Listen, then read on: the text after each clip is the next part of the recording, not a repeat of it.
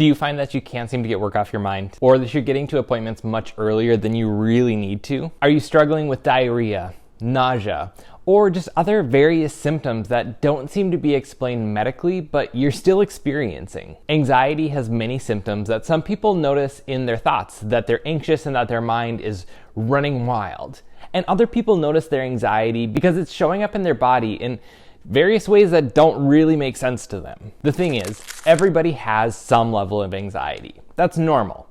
If you don't interview often and you're going for a job interview, it's really normal and common to be anxious because of that experience. However, for some people, they find that their anxiety is more than just an occasional experience, and that it's almost every day, and that their anxiety just really gets out of control.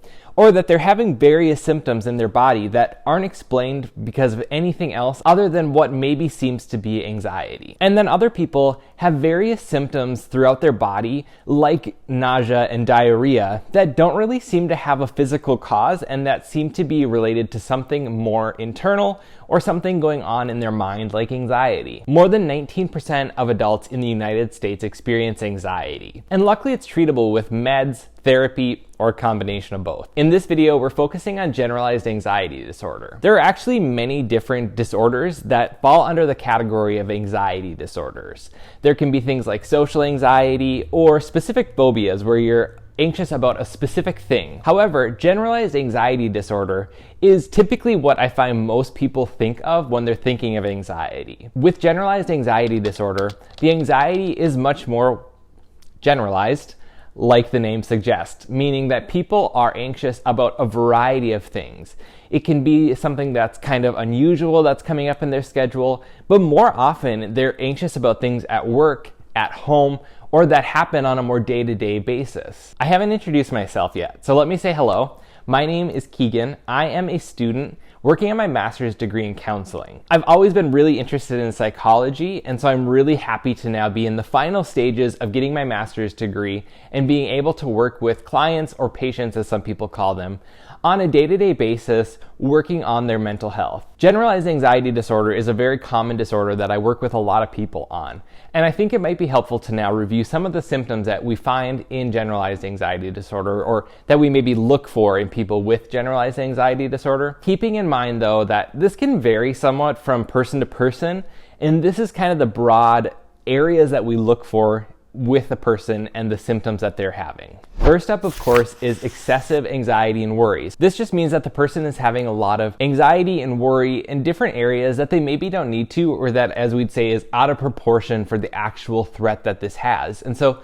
they may find that they are really anxious about not getting to work on time, and so they might arrive for work an hour early, even though it's only a 10-minute drive, but they might have worries about their car breaking down, or the traffic, or coming up on something on the road that delays them, or their tire going flat. Things that could of course happen, but would be pretty uncommon.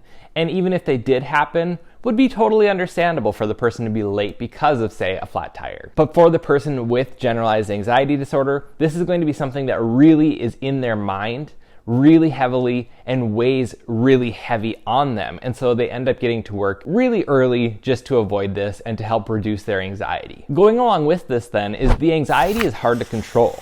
And so they may recognize that they're really focusing on these things that they maybe don't need to focus on, or that are not helpful for them to focus on, but they can't seem to get control of it themselves. And this is something that's really common in anxiety disorders, is that the person really has a hard time reining in those thoughts and often needs the help of a medication or a professional that can work with them to help figure out different strategies to make these thoughts more manageable. We also have a list of symptoms that I'm going to go over now, and we look for 3 or more of these for people to meet the criteria for generalized anxiety disorder. The first is for them to feel restless, keyed up, or on edge, meaning that they might just feel like there's something in them that they can't quite settle down, and that they really just have to keep moving, or there's just this angst about them that really doesn't let them calm down the way that they'd want to, or they expect that they should in various situations. The second thing that we look for actually though is that they're easily fatigued. So it might not be very far into the day and they maybe haven't realized that they're really anxious about what's going on, but they do recognize that they're feeling really tired, or that they just don't quite have the energy that they expect that they should at this point. And so this might be a sign of anxiety because their body is using so much energy on the anxiety and on these thoughts that they're having that are just racing through their mind that they don't have the energy, and so they're feeling a little sluggish. Third, they might find that they have a hard time concentrating or that their mind actually goes blank. And so this might be that, they're trying to get things done and then all of a sudden they don't remember what they were going to do next. Or that they're trying to focus on something like a project that they're doing for work, but they just can't quite get themselves to. Fourth is irritability. It makes sense that someone who, whether they recognize it or not, is really worried about many things might have a shorter temper than they would find that they typically do, or that their personality would maybe suggest that they do. Fifth is muscle tension. So the person might find that because they're anxious, because they're worried, they're really tensed up and they just might have a lot of soreness or stiffness and their muscles might be tight and it's hard for them to relax. Sixth, and finally, sleep disturbance. And so for some people, they might have a hard time falling asleep.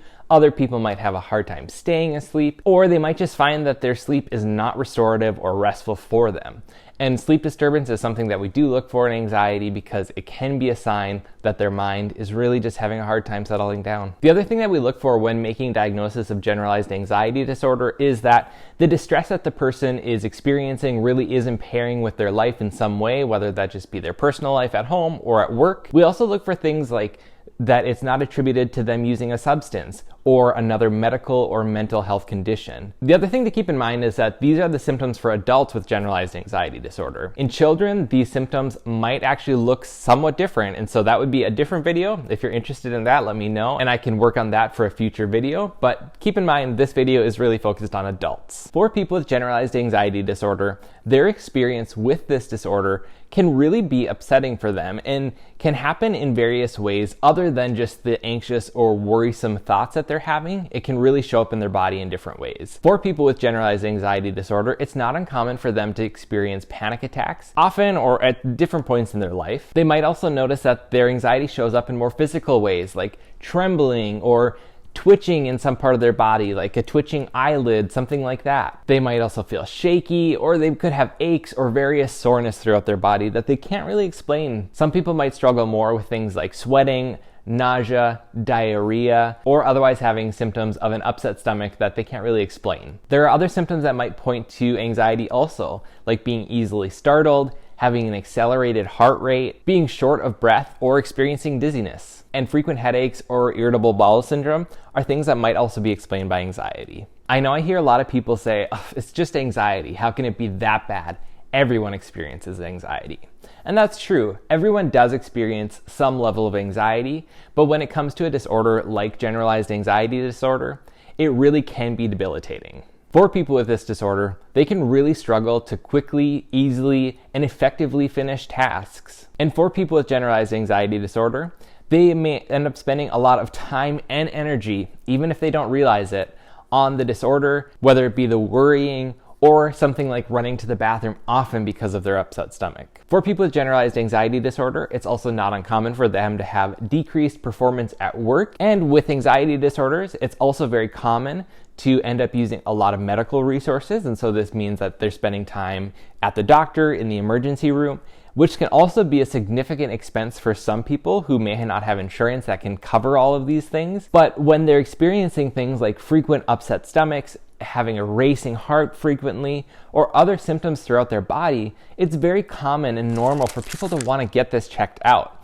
And they may get frustrated though because the medical staff might not be able to find anything physically wrong with them to point to this other than anxiety. And it can be really hard for people to accept that it might be something like their anxiety that's causing these symptoms, because they might really be really anxious actually about having something physically wrong with their body that could be resulting in these various symptoms that they're experiencing. It's really important to note too that for people with generalized anxiety disorder, they might have an increased risk of suicidal thoughts or behaviors.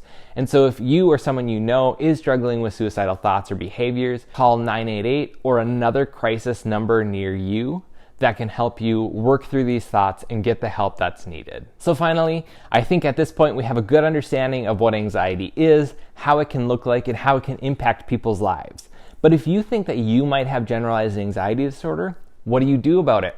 That's a great question. I have two different answers for this. To get a diagnosis of generalized anxiety disorder, you need to see a medical or mental health professional. I'm not able to diagnose you here over the internet, and you're not able to diagnose yourself either. But working with your healthcare provider or a mental health professional is the first step in getting to know, is this what's going on? Other mental health disorders may appear with symptoms that look very similar to generalized anxiety disorder, so working with a professional is an important step in this to make sure that you're treating the right thing. Second, you're going to need to work with a professional to get the correct therapy or medication treatments that you need, or to be able to do both at the same time. So visiting with a healthcare professional is a good step in figuring out, where do you need to go for medication? Can they make a referral for therapy? And make sure that you check, does your insurance require a referral before you see a therapist? I hope that this video is helpful for you understanding generalized anxiety disorder. If you think that you have generalized anxiety disorder or otherwise struggling with your mental health, make sure that you see a healthcare professional or a mental health professional to get the help that you need. Again, I hope this video was helpful, and make sure that you check out the next video right there.